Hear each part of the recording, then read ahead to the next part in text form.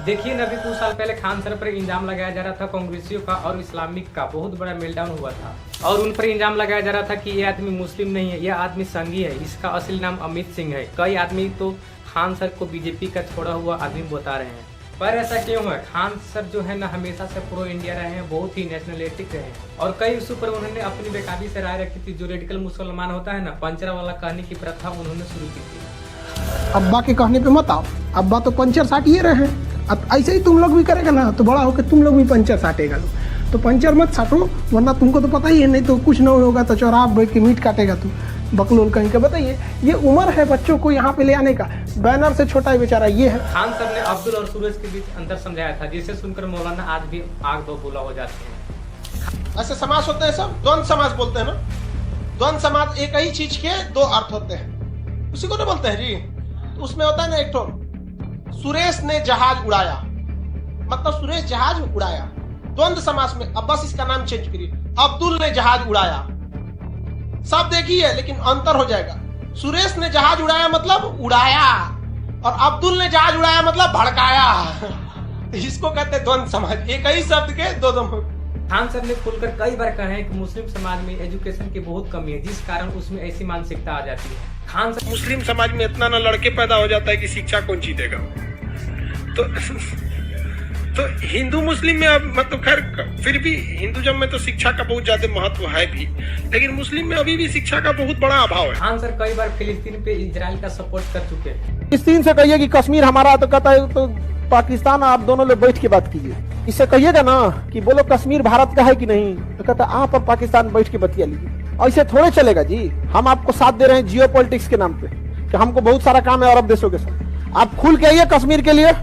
Israel कहता है कि कश्मीर तो कंप्लीट भारत का है, ये तो आंख बंद करके कहता है कश्मीर पूरा भारत, लाहौर भी भारत का। और यह बात भाई साहब सबको पता है कि इजराइल की तारीफ करना कन्वर्टेड मुसलमानों के लिए सबसे बड़ा सत्य है। भाई साहब इसलिए जो रेडिकल मुसलमान है ना, उनका खान सर को संघी कहना बनता है, पर खान सर को मानो तो कोई फर्क ही नहीं पड़ता। उन्होंने कई बार फिलिस्तीन सपोर्टर्स की हिपोक्रेसी पे भी एक्सपोज किया है।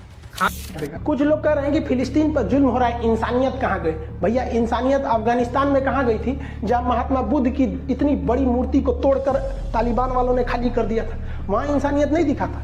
लोग कह रहे हैं कि इजराइल के हमले में मासूम लोगों की भी जान जा रही है। 9/11 का जब हमला अमेरिका में हुआ था ना, तो इस बिल्डिंग में ड्यूटी कर रहे बेचारे लोगों की कोई गलती नहीं थी, उन लोगों की भी यहाँ पे कोई गलती नहीं थी।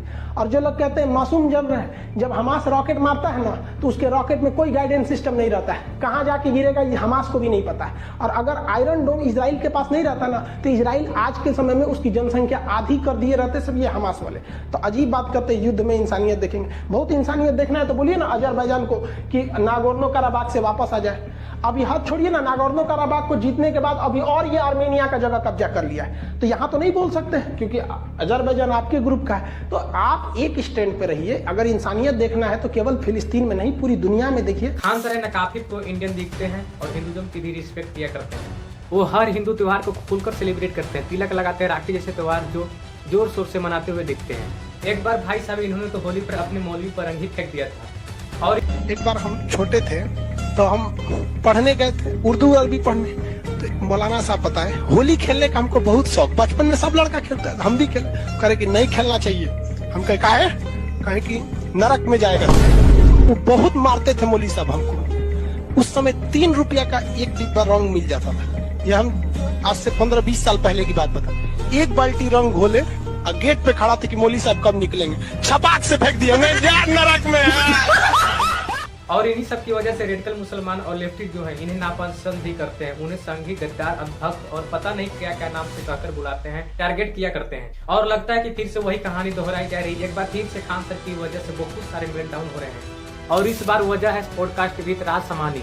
यह पॉडकास्ट न आते ही वायरल हो चुका है। इसमें 6 मिलियन से ज्यादा व्यूज आ चुके हैं और इस पॉडकास्ट में खान सर ने पाकिस्तान की जमकर रिलाई की है। एक्सेप्ट करने एक पाकिस्तान के कोई बहुत फेमस इंटेलेक्चुअल थे, हम तो उन्हें उतना देखते नहीं हैं, बट उनका एक क्लिप आया था कोरोना के टाइम पे कि वैक्सीन मत लगवाना, अमेरिका की वैक्सीन है। तो हमको लगा कि भाई सुनना चाहिए, भाई पाकिस्तान का स्कॉलर आदमी क्या बोल रहा है। तो हम सुने कि क्यों, उस समय कोरोना सबको डर लग रहा था, जो बोलता था आदमी हम के क्या बोल रहा है भाई, सुन सुन सुन कर रहे कि ये अमेरिका की चाल है, वो वैक्सीन में कोई नैनो चिप रखे हैं।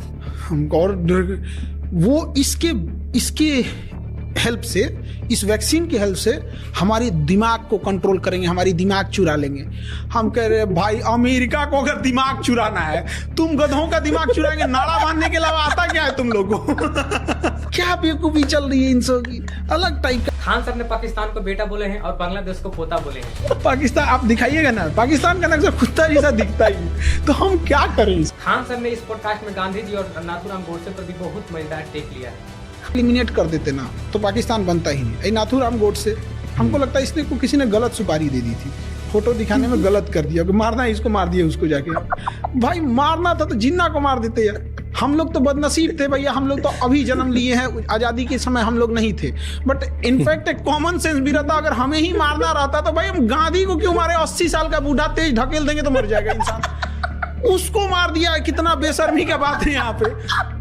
जिन्ना को मार भाई। खान सर जो है ना, भारत के लिए हमेशा नेशनलिस्टिक थिंकिंग रखते हुए दिखते हैं। जहाँ जहाँ कमी होती है उसको खुलकर आलोचना करते हैं। साथ ही साथ मोदी सरकार की 10 सालों को उपलब्धियां भी खुलकर बताते हैं। कई बार हम लोग ना सिस्टम के खिलाफ बोलते बोलते समझ में नहीं आता, केवल चीजें खराब ही नहीं हुई, बहुत सारी चीजें अच्छी हुई। स्पेस टेक्नोलॉजी में हम बहुत आगे निकल गए, बहुत, मतलब वैसे अगर सब सेक्टर में मिसाइल टेक्नोलॉजी में हम बहुत आगे हैं, एयरक्राफ्ट में चौपट हो गए यहाँ पे। लेकिन उसी तरह से हम देखेंगे ग्लोबली हम बहुत पावरफुल हो गए। यूरोप में, अमेरिका में अब हम आंख में आंख मिला के देखते हैं, बट पड़ोस में हम लोग गड़बड़ हो गए। और ये तो भाई साहब किसी से छुपा ही नहीं है कि करंट गवर्नमेंट की तारीफ करना किसी मुसलमान के लिए हराम से कम नहीं माना जाता। देखिए खान सर जैसे मुसलमान होते हैं ना, वो कम नहीं होते। और शायद यही बात है कि लेफ्टिस्ट लॉबी को आंखों में खटकती है।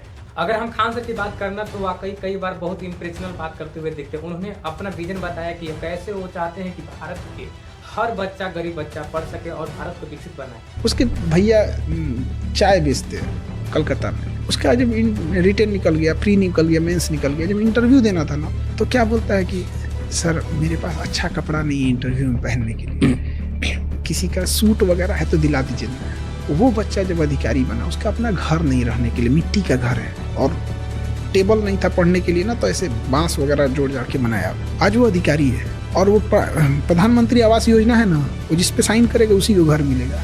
देखिए हर इंसान में कुछ ना कुछ तो कमियां होती है। खान सर कोई फरिश्ता नहीं है, उनमें भी बहुत सारी कमियां, जैसे मेरे भी बहुत सारी कमियां हैं। पर एक बात साफ है, भारत का मुसलमान 50% भी खान सर को हो जाए तो इस देश का मुसलमानों की सोच बहुत बदल जाएगी।